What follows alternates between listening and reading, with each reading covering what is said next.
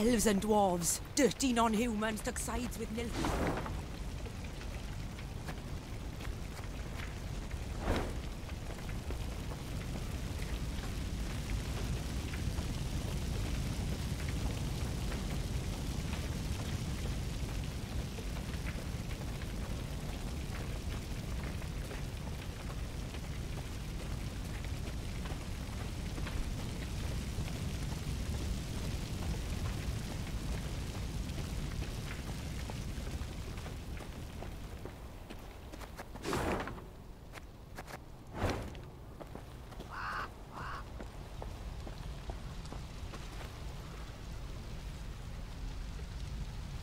What happened here?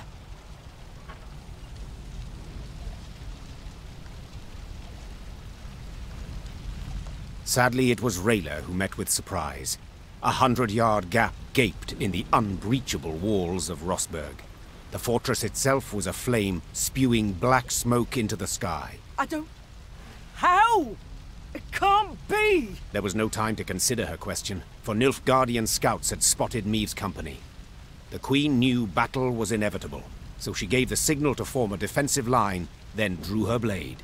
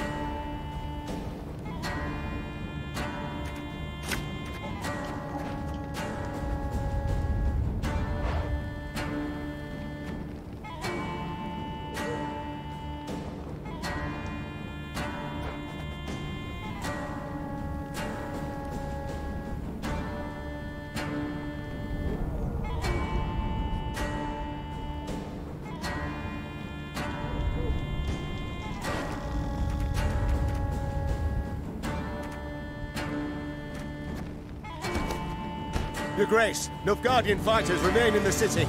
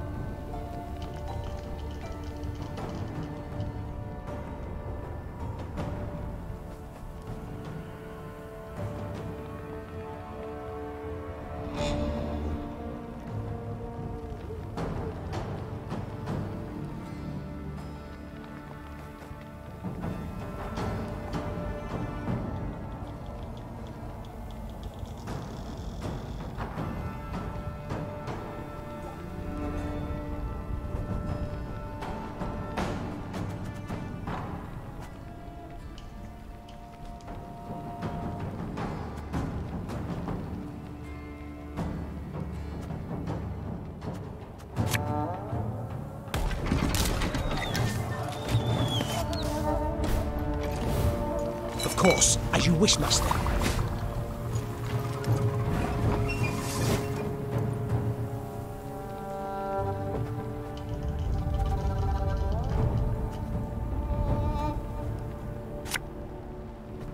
Enough chit-chat. Draw your weapon.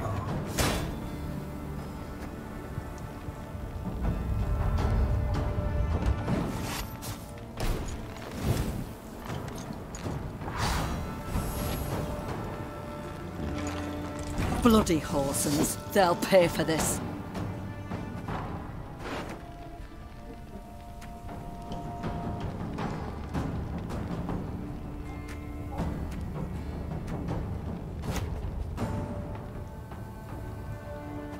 A knight should help. Our codex commands it.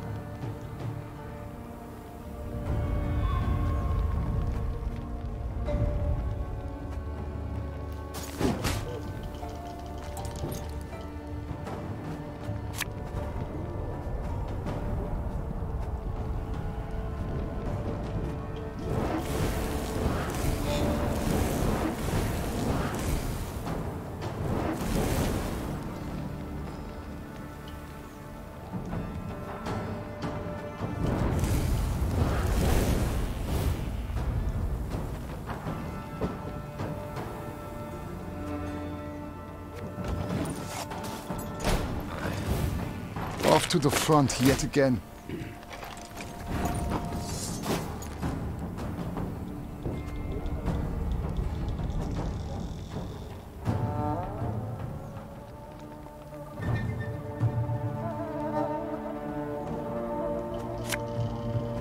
Thing about slings, they hide well.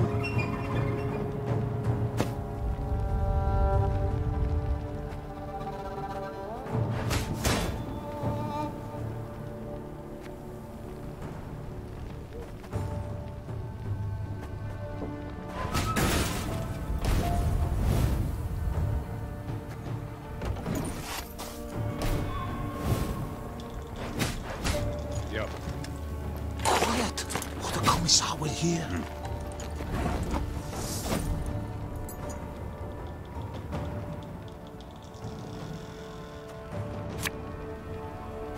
This could hurt.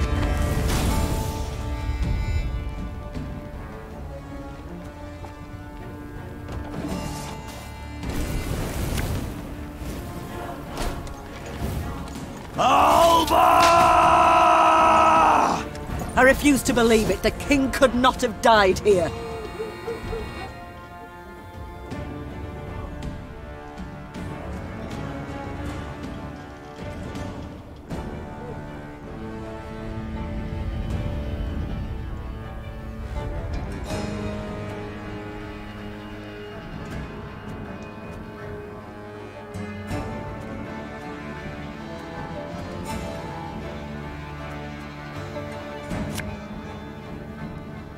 Eh?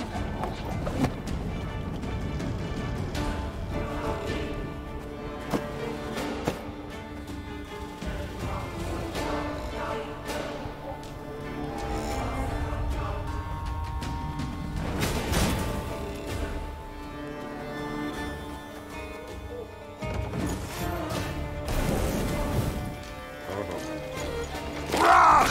Scheiß! In train!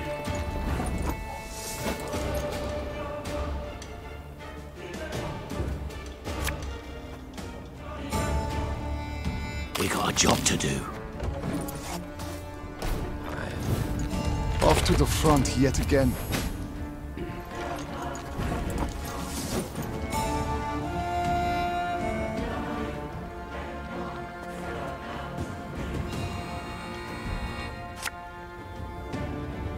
The chase is on!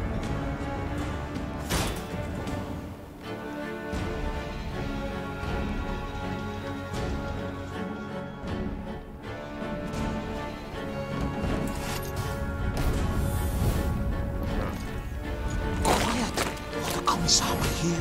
Hurry!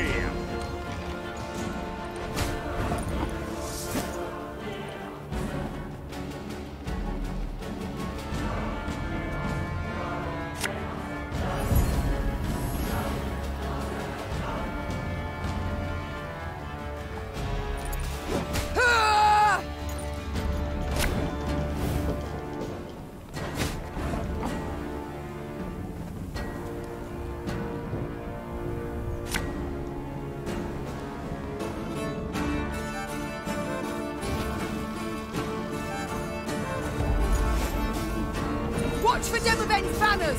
If he's here, we must find him!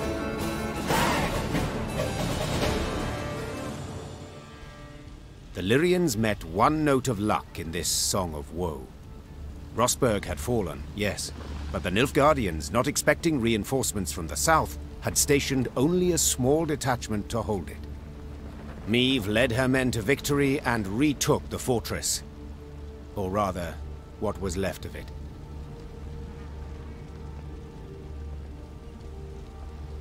What they did not demolish during their assault, the Nilfgaardians burnt once inside the city. Countless charred corpses of both defenders and peasants seeking shelter from the invaders lay among the blackened ruins. Some had tried to shield their children from the fire with their own bodies. To no avail. Gods be damned! The Queen cried, pounding her fist against the wall.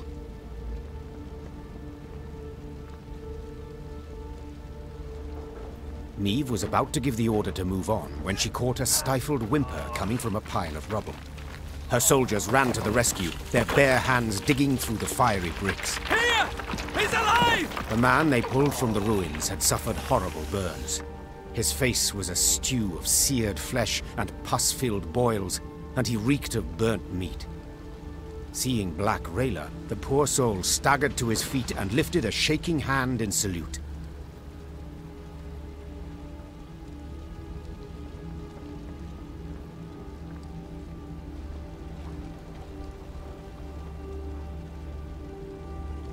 Engineer Lieutenant Xavier Lemons, reporting for duty.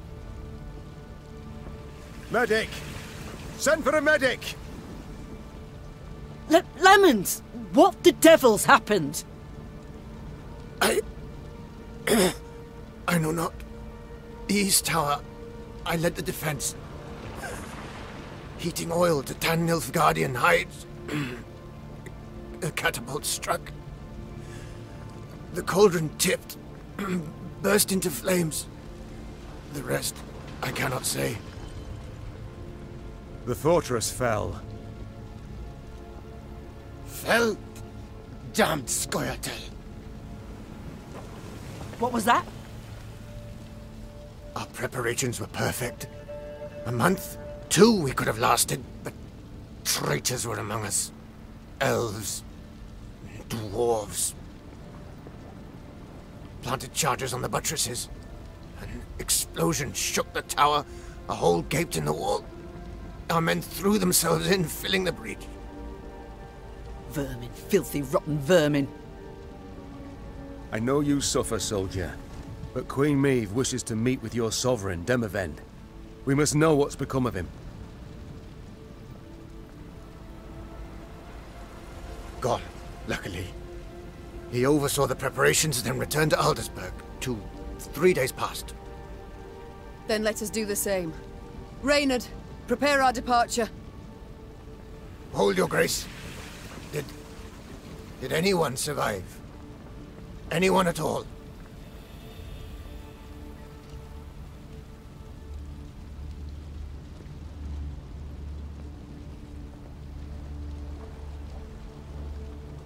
The Nilfgaardians might have taken prisoners. There's hope. How could they? An entire detachment? An entire city? The animals. Soldier, my medics will tend to you as best they can. Then we can escort you home if... This is my home, your grace. Rosberg. I beg you, let me join your company. Let me exact revenge. I respect your fighting spirit, good man. But in your state...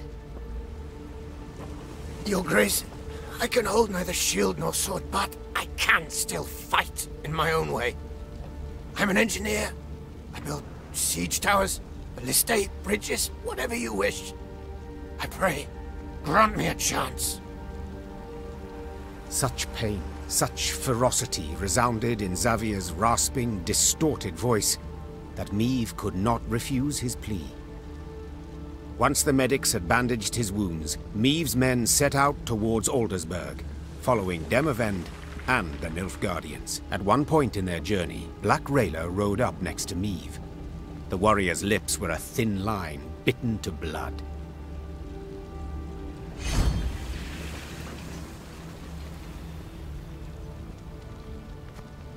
My lady, the road to Aldersburg leads through Moulderwood, where Eldane's Scoia'tael prowl.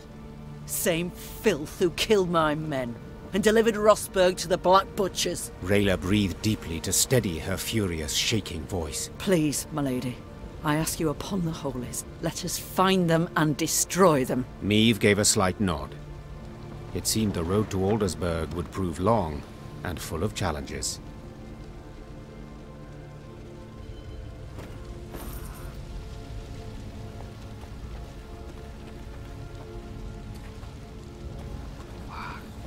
A pity Willem is not with us. Were he to see what lies before our eyes, caught a whiff of the burnt bodies, perhaps he would see with whom he now consorts, whom he allowed in our home with nary a fight. If it be your majesty's wish, I shall send a rider to the prince with her.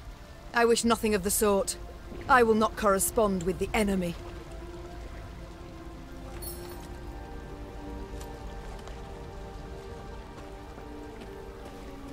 Breach the walls, plough it.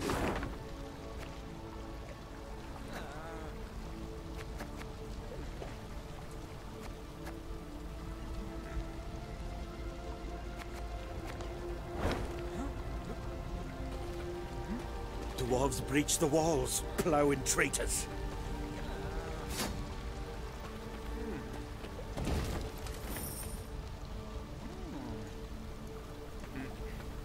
Where's the king? Why'd he leave us a black-clad mercy? They took everything.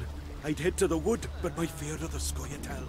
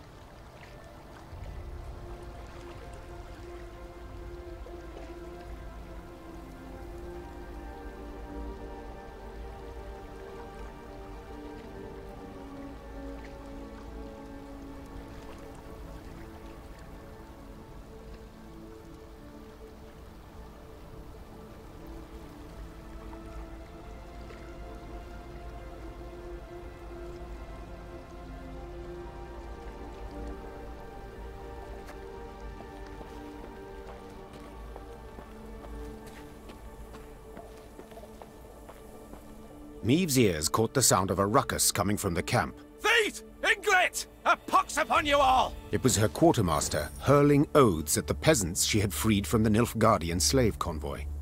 A few had stolen supplies under the cover of darkness and escaped into the woods. Terror and dread gripped the other freed prisoners.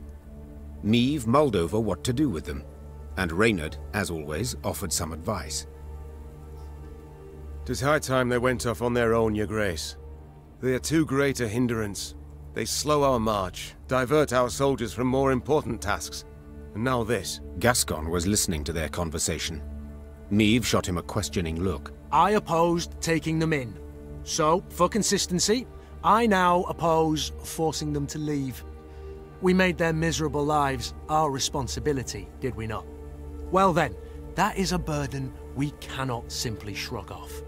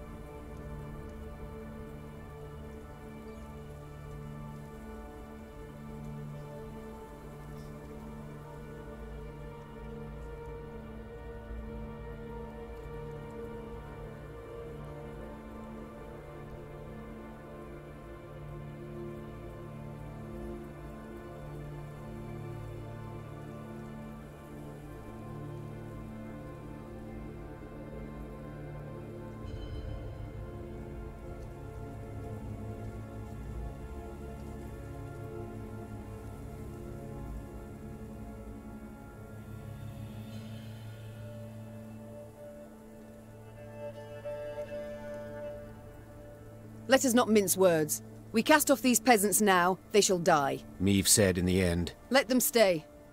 But I want them watched. They cause any more trouble, military justice they shall face. Understood? The freed prisoners sighed with relief. The infantrymen assigned to watch over them, however, grumbled their disapproval of the Queen's decision. "'Tis an army, not a shelter," they said. Meave's ears surely caught the complaint. But the Queen had never let the opinions of others guide her in such matters, trusting only her own judgment.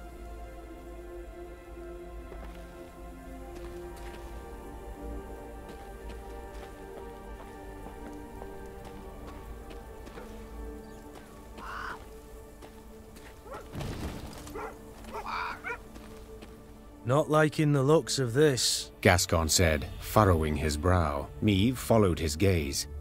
Before them, beside the road, stood a hut with a scorched thatch roof. Why? Huts abandoned, yet dried fruit and mushrooms hang from the eaves.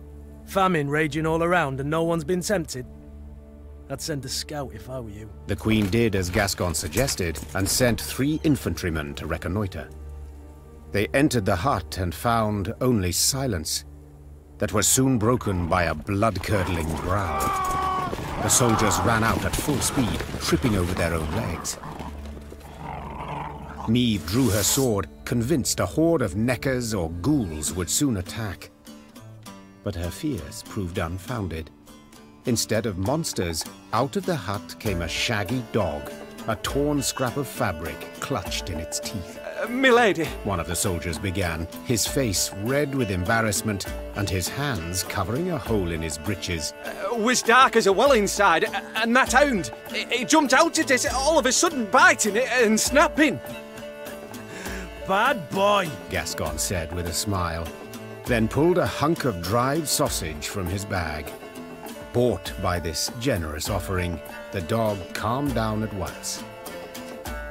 Further examination showed the dog was the hut's only resident. Like many others in Aedirn, its owners had disappeared without a trace. Their loyal mutt still guarded the premises, waiting for his master's return. Let's take him with us. Gascon said. Otherwise, he'll die here, of his own hunger or someone else's.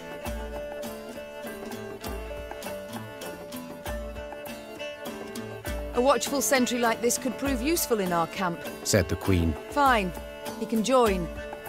But he shall need a name. How about Reynard? Proposed Gascon, a cheeky grin smeared across his face. That way, he'll come when you call, sit on command, and always be a heel. Always heel, that is. Watch your words, said Reynard, hand tightly gripping the hilt of his sword. or you'll learn I'm not at all as tame as you believe. Enough, both of you. That's an order. As for you... The Queen took a good look at the dog, who still had a scrap of fabric in his teeth. Since it seems you've a taste for the cloth of the nether regions, I dub you... Knickers. Will that do? The dog wagged its tail vigorously, as if thoroughly pleased with its new name.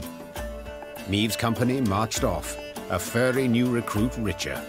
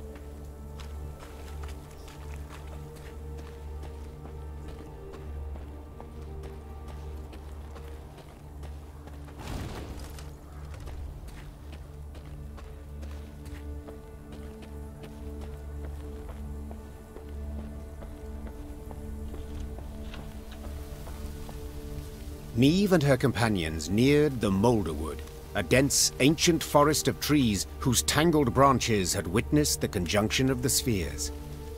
It was not until King Vidamont's day that a road was finally carved through the primeval thicket, significantly shortening the journey from Rosberg to Aldersburg. Even when peace reigns, danger rules this road. Rayla said. Now no one dares travel it. At the edge of the wood by the road stood an enormous willow. Its branches swept down to cover its trunk, looking for all the world like long tresses shrouding a woman's face. Meve had an ill premonition. She did not like the sickly sweet aroma wafting from this tree, nor the metallic buzzing of insect wings. She sent a scout to investigate. He drew aside the drooping branches and stumbled back. There were men bound to the tree, covered in sap oozing from gashes in its trunk. Its heavy scent had attracted swarms of insects, flies, wasps, bees and beetles. They seethed over the bound men, crawling in and out of their ears and nostrils. Eldane welcomes us to his wood, Rayla whispered. Meve stepped towards the tree and saw the men stuck to it were all still alive. Those the elves had caught recently writhed and howled for rescue. Those hanging longer merely followed the queen with half-crazed, bloodshot eyes.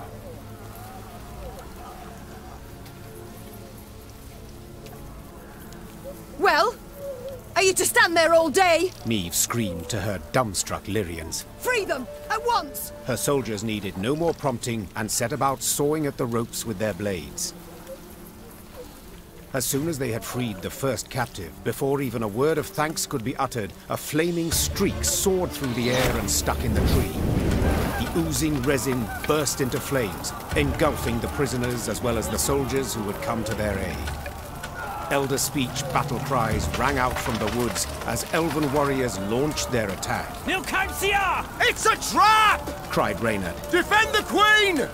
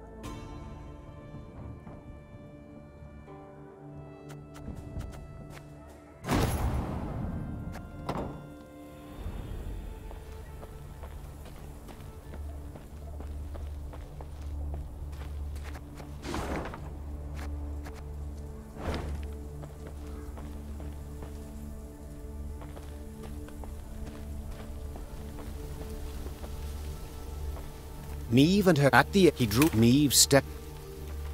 Well? As soon as they had freed...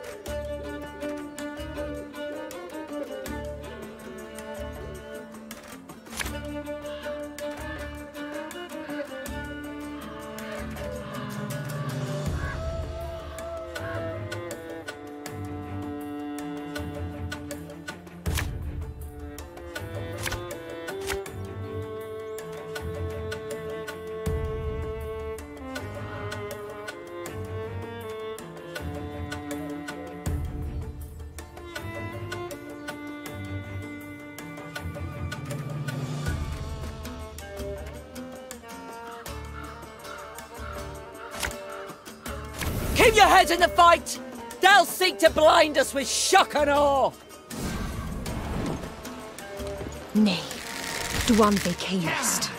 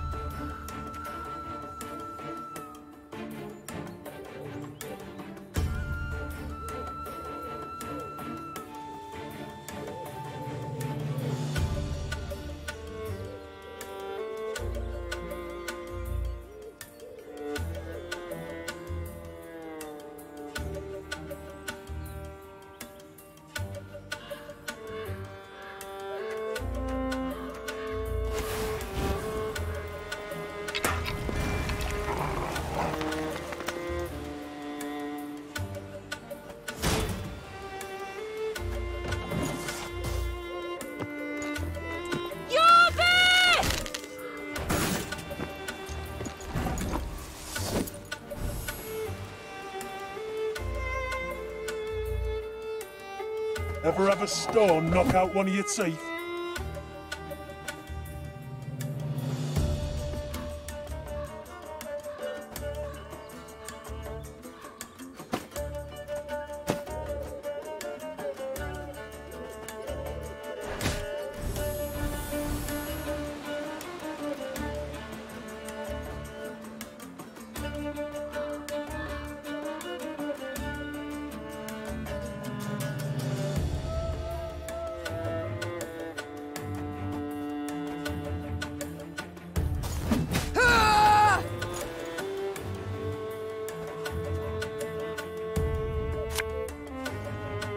A knight should help.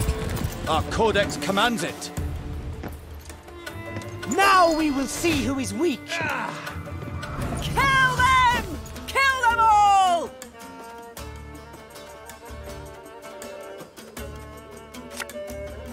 Company! Forward march! For Demavend! I shall not fail.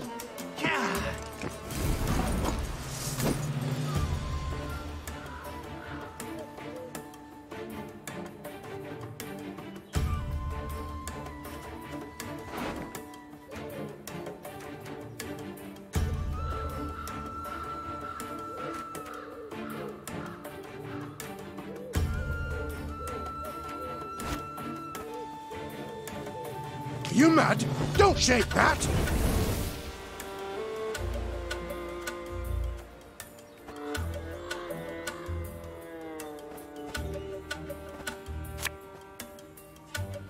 This could hurt.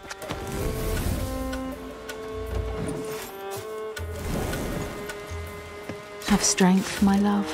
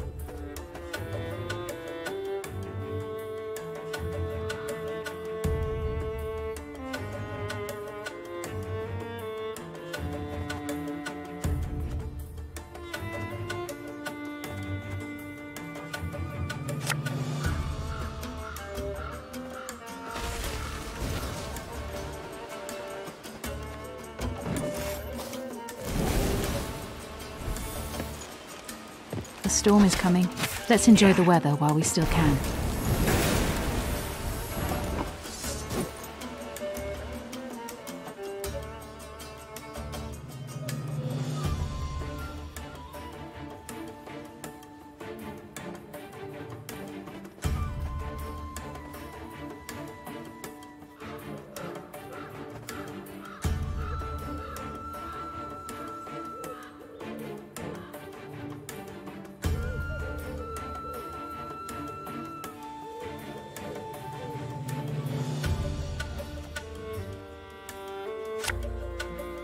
There's been a mistake.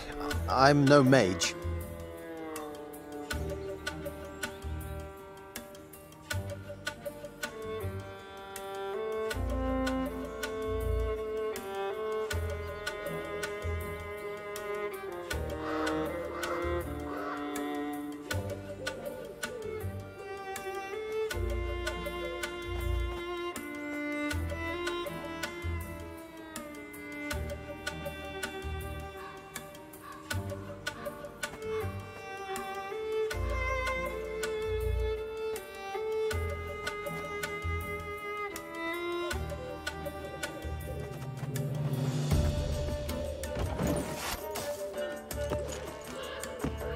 Death awaits us all.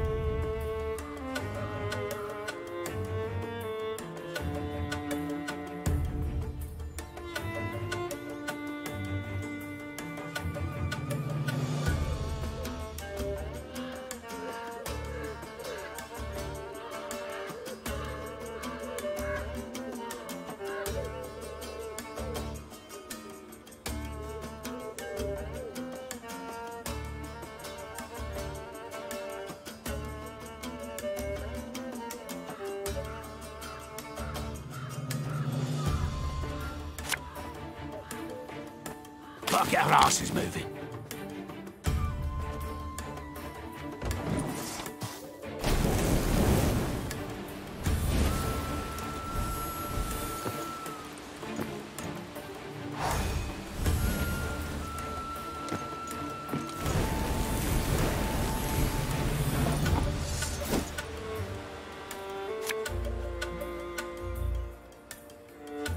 Have it the white of an eye from half a league away.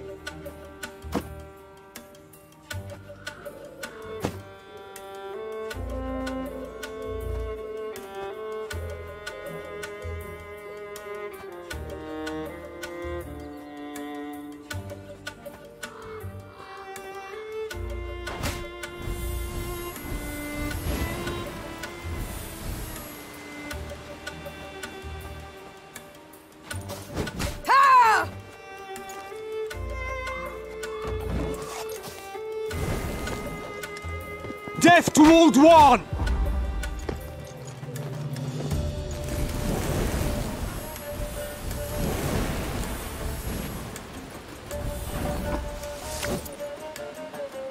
Nothing personal, I assure you. Don't let them regroup! Finish off the wounded!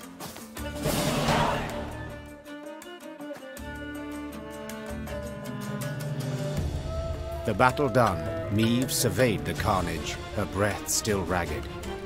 The thick stench of blood, sap, and ash she sucked in made her stomach churn and head swoon. The Scoia'tael. I'd heard of their cruelty, but... The Queen said, sheathing her sword. But never have I countenanced a thing like this. Black Rayla, who had just extracted her blade from between an elven gorilla's ribs, smiled darkly. Worst is yet to come, my lady.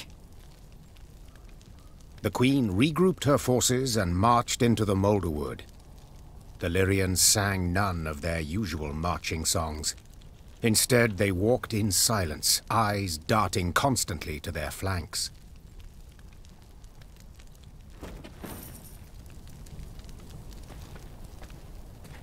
Hear that? Nightingales. Unmindful of war, they sing on. Those are no birds, my lady. Just Scoia'tael scouts use animal cries to communicate.